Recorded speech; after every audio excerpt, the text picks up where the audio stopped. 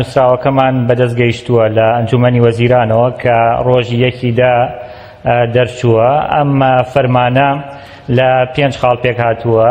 خاڵی سەرەتا یا با بڵێن هەموو فەرمانەکە باز لە جیاکردنەوەی دارایی پارێزگای هەڵەبجە کاک بەپێی بڕیاری ژمارە 104 16 2017 ئەنجومەنی وەزیران بڕیاری دەرکرد کە پێویستە هەڵەبجە داراییەکەی لە پارێزگای سلێمانی جیا بکرێتەوە و بودجەیەکی سەر بەخۆی تایبەت بەخۆی هەبێت.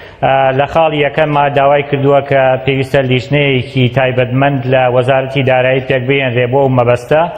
ئێمە ڕێکارەکانمان لە لای خۆمانەوە گرتووەتە بەر ئەوەی کە لەسەر ئێمەیە، چونکە هەماهەنگی ئەکرێ لە نێوان پارێزگای هەڵەبجە لەگەڵ وەزارەتی دارایی وەزارەتی پلاندانان بۆ ئەوەی کە ئێمە بتوانین دارایی هەڵەبجە لە دارایی سلێمانی و بودجەیەکی سەربەخۆ بۆ پارێزگای هەڵەبجە دابنێن. بە هەمان شێوە یەکێکە لە خاڵەکانەوەیە کە گەنجینەی هەڵەبجە کە بڕیاری دروستکردنی گەنجینەی هەڵەبجە لە ساڵی 2010 دەرچووە، بەڵام بەداخەوە تا ئێستا نەکەوتوەتە سەرپێی خۆ.